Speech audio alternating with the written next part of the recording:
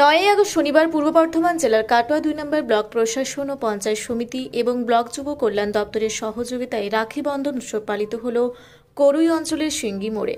প্রদীপ প্রজ্বলনের মাধ্যমে রাখি বন্ধন উৎসব উপলক্ষে সাংস্কৃতিক অনুষ্ঠানের সূচনা করা হয়। রবীন্দ্রনাথ ঠাকুর ও নজরুল ইসলামের প্রতিকৃতিতে ফুল দিয়ে শ্রদ্ধা জানানো হয়।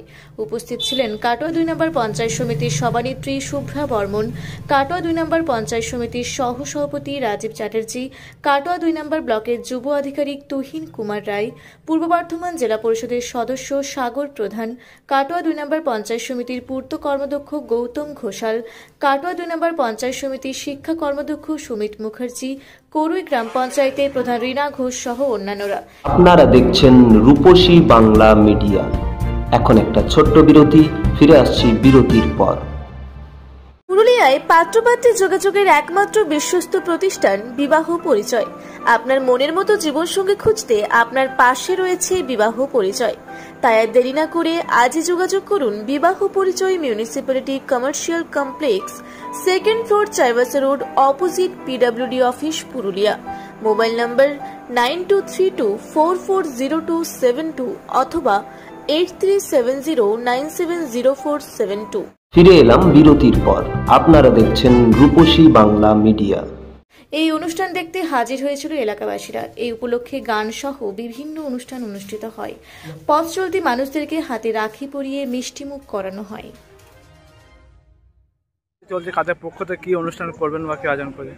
আজকে আমাদের এই সিঙ্গি মোড়ে প্রতি বছরের ন্যায় যুব কল্যাণ দপ্তরের যে রাখি বন্ধন উৎসব হয় সেটা আজকে এখানে অনুষ্ঠিত হচ্ছে। গোটা পশ্চিমবঙ্গে অনুষ্ঠানটা হয়। আজকে কাটোয়ার 2 বিডিও অফিস এবং পঞ্চায়েত সমিতির উদ্যোগে আমাদের আজকে অনুষ্ঠানটা শুরু হবে 10টা থেকে। আমাদের মোটামুটি পরশু দিন থেকে শুরু হয়ে গেছে। তো আমরা আজকে মোটামুটি শুরু প্রায় প্রাঙ্গণে চলে এসেছি। আমরা কিছুক্ষণের মধ্যে মানুষকে রাখি পরিয়ে মিষ্টি মুখে আয়োজন করে একদম পথ চলতি মানুষের সাংস্কৃতিক অনুষ্ঠানের ব্যবস্থাপনা করা হয়েছে এখানে। যারা মানুষ রয়েছে ওই এলাকার ছাত্রছাত্রীদের উৎসাহিত করার জন্য সাংস্কৃতিক অনুষ্ঠান আয়োজন করেন। কি বার্তা মূলত আপনাদের এই অনুষ্ঠান? রাখি বন্ধনের যে বার্তা সেটা তো আমরা মোটামুটি সবাই কম বেশি জানি। এর একটা ঐতিহাসিক দিকও রয়েছে।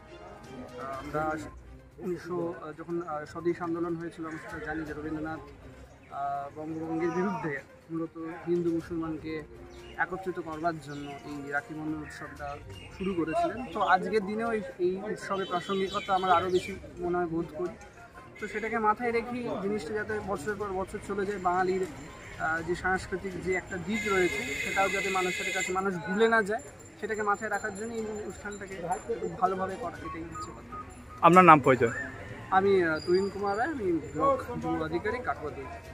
কোথায় কি কর্মসূচি চলছে বা কি আয়োজন করেছেন? বা পশ্চিমবঙ্গ সরকার যুব কল্যাণ ও ক্রীড়া দপ্তরের উদ্যোগে কাটোয়া 2 নম্বর ব্লক পঞ্চায়েত সমিতির উদ্যোগে প্রতি বছরের ন্যায় এবছরও মাননীয় মুখ্যমন্ত্রী মমতা বন্দ্যোপাধ্যায়ের অনুপ্রেরণায় আমাদের যে সাম্প্রদায়িক সম্প্রীতির যে উৎসব রাখি বন্ধন উৎসব, আজকে আমরা কাটোয়া 2 নম্বর ব্লকের করুই গ্রাম পঞ্চায়েতের অন্তর্গত সিঙ্গি মোড়ে আমরা এই অনুষ্ঠান আজকে অনুষ্ঠিত করতে চলেছি। আর কিছুক্ষণের মধ্যে এলাকার মানুষের পথ চলতি মানুষদেরকে রাখি পরিয়ে মিষ্টি মুখে আয়োজন করেছেন। দেখুন, এখানে যে রাখি পরানোটাই কিন্তু বড় কারণ নয়। যেটা বড় কারণ হচ্ছে আপনারা দেখতে পাচ্ছেন বর্তমান পশ্চিমবঙ্গের আবহাওয়া এসে দাঁড়িয়ে একদল বিভেদকামী মানুষ যে বাংলায় যে আমাদের কৃষ্টি সংস্কৃতি ঐতিহ্য সম্প্রীতি রয়েছে, যে বাংলায় একদিকে নজরুল ইসলাম জন্মগ্রহণ করেছেন, একদিকে রবীন্দ্রনাথ ঠাকুর জন্মগ্রহণ করেছেন।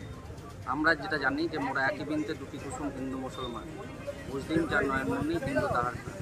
এই জায়গায় দাঁড়িয়ে আমরা হিন্দু মুসলিম ভাই ভাই, সেই যে সাম্প্রদায়িক সম্প্রীতি, সেই সম্প্রীতি বজায় রাখার উৎসব হচ্ছে আমাদের রাখি বন্ধন উৎসব, যেটা রবীন্দ্রনাথ ঠাকুরের হাত ধরে আমরা এই অনুষ্ঠানের সূচনা করি। বলছি, দেখা যাচ্ছে আজকে আপনাদের যেমন সরকারি যে একটা রাখি বন্ধন উৎসব আয়োজন করছেন, ঠিক উল্টো থেকে আজকে আবহাওয়া এক বছর পূর্তি, সেই উত্তেজনা মানুষকে রাজনীতি একটা বিভেদ আনার চেষ্টা করছে বা দেখা যাচ্ছে আন্দোলন নবান্ন অভিযান ডাক দিয়েছে।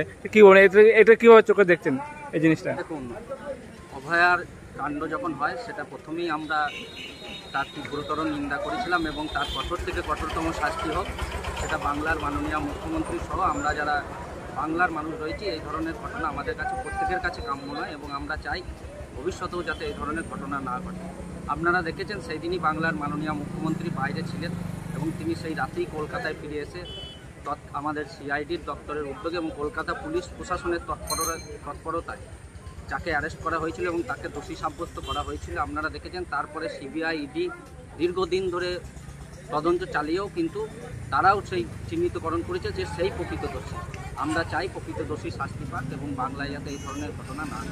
দেখা যাচ্ছে অভয়া যেটা সে বিভিন্ন জায়গায় পালন করতে, একটা জায়গায় জমায়েত না করে বা নবান্ন অভিযান না করে বিভিন্ন জায়গায় করা যেতে পারতো। সেই অভয়ার পরিবারের পাশে আমরা রয়েছি। আমাদের বাংলার মাননীয় মুখ্যমন্ত্রী, মাননীয় মুখ্যমন্ত্রী সবসময় মানুষের সাথে, মানুষের পাশে রয়েছে। আগামী দিনে ভবিষ্যতে এই ধরনের ঘটনা কাম্য নয় এবং আপনারা দেখেছেন যে রাজ্যে এই ধরনের আইন আনা হচ্ছে এবং সরকারের পক্ষ থেকে যে যাতে এরকম ধরনের ঘটনা ঘটলে তার বিরুদ্ধে যাতে কঠোর থেকে কঠোরতম শাস্তি দেওয়া হোক সেই আইন আনা হচ্ছে। এবং আপনারা দেখেছেন কেন্দ্রেও সেই দাবি তুলেছেন আমাদের সাংসদরা, কিন্তু কেন্দ্র সেই আইন আনতে চাইছে না। এর থেকে বোঝা যাচ্ছে যে কারা প্রকৃত মহিলাপ্রেমী, কারা মানুষের পাশে রয়েছে সেটা কি মানে সেই পোস্টারটা দেখা যাচ্ছে। এটা মানুষ বলে দিচ্ছে, মানুষের স্বতঃস্ফূর্ততা যে পাড়ায় আমাদের পাড়া আমাদের সমাধান। যে জায়গায় বিগত দিনে কোনো সরকার এরকম কোনো সরকার করেনি এইরকম মস্তিষ্কপ্রসূত প্রোগ্রাম, যে আপনার পাড়ায় কি কাজ হবে আপনিই ঠিক করবেন। আপনার পাড়ায় কোথায় নিকাশি নালার সমস্যা, কোথায় একটা ছোট্ট রাস্তার সমস্যা, কোথায় একটা লাইটের প্রয়োজন, কোথাও আপনার আইসিডিএস স্কুলের একটা রান্নার চালার প্রয়োজন, কোথাও প্রাইমারি স্কুলের একটু সংস্কারের প্রয়োজন, একটু টয়লেটের প্রয়োজন, একটু জলের প্রয়োজন, সেটা কোনো জনপ্রতিনিধি পঞ্চায়েতে বসে বা পঞ্চায়েত সমিতিতে বসে ঠিক করে দিচ্ছে না। যেটা পাড়ার মানুষের কাছে থেকে উঠে আসছে, পাড়ার মানুষ কী কাজ চাইছে এবং সেই কাজগুলো আগামী দিনে সেই মানুষের দ্বারা উঠে আসা কাজ আগামী দিনে সেই বুথে করা হবে। মানে এরকম প্রোগ্রাম মানুষের স্বতঃস্ফূর্ত সারা এবং আগামী দিনে যে যতই অপপ্রচার করুক, যাই করুক, মমতা বন্দ্যোপাধ্যায় যেভাবে মানুষের জন্য বিভিন্ন উন্নয়নমুখী কাজ করছে, আগামী দিনে চতুর্থবারের জন্য মাননীয় মুখ্যমন্ত্রী মমতা বন্দ্যোপাধ্যায়ের নতুন করে মুখ্যমন্ত্রী হওয়ার শুধু সময়ের অপেক্ষা। এবং যেই বিরোধীরা বারংবার বিভিন্ন নির্বাচনের সময় হেলিকপ্টারে করে ডেলি প্যাসেঞ্জারের মতো আসে এবং তারা পরাজিত হয়ে আবার ফিরে যায়, এই 2026 সালের নির্বাচনে তাদের জমানত বাজেয়াপ্ত হয়ে আবার হেলিকপ্টারে করে আবার তারা আসবে এবং তারা আবার। আপনার নাম পরিচয়? রাজীব চ্যাটার্জি, সহসভাপতি, কাটোয়া 2 নম্বর। কাটোয়া থেকে রাহুল রায়ের রিপোর্ট, রূপসী বাংলা মিডিয়া। আপনারা দেখছেন রূপসী বাংলা মিডিয়া। এখন একটা ছোট্ট বিরতি, ফিরে আসছি বিরতির পর। পুরুলিয়া শহরে এখন স্বল্প খরচে উন্নত ও অত্যাধুনিক চিকিৎসা পরিষেবা বর্দান হসপিটালে। এখানে general, laparoscopic, gynaecologist, paediatrician, anaesthetist, general physician, orthopaedic সহ বিভিন্ন রোগের অভিজ্ঞ ডাক্তারবাবুরা নিয়মিত রোগী দেখছেন। এছাড়াও 24 ঘন্টা বিনামূল্যে অ্যাম্বুলেন্স পরিষেবা রয়েছে, স্বাস্থ্যসাথীর সুবিধাও। যোগাযোগ করুন বর্দান হসপিটাল, রাঁচি রোড, সৈনিক স্কুলের নিকটে। মোবাইল নাম্বার 8918968624 এই নাম্বারে। সারৈকেল্লা খরসোয়া জেলার সুবিখ্যাত কবিরাজ ভদ্রসেন ভকত TB, filaria, sugar, tumour, Baat, ধাতু, এক্সিমা, দাঁতের রোগ, কানের রোগ, গুপ্ত ও যৌন রোগ ইত্যাদি চিকিৎসা করেন। এখন নিয়মিত চেম্বার করছেন প্রতি সোমবার বান্দোয়ানে, শুক্রবার বড়াবাজারে সারগোতে, রবিবার এঁচাগড় থানার টিকর গ্রামে, মঙ্গলবার রাজনগর থানার কেন্দ্রমন্ডিতে, বৃহস্পতিবার নিমডি থানার রঘুনাথপুরে। বিস্তারিত জানতে যোগাযোগ করুন 7368034266 এই নাম্বারে। ফিরে এলাম বিরতির পর। আপনারা দেখছেন রূপসী বাংলা মিডিয়া।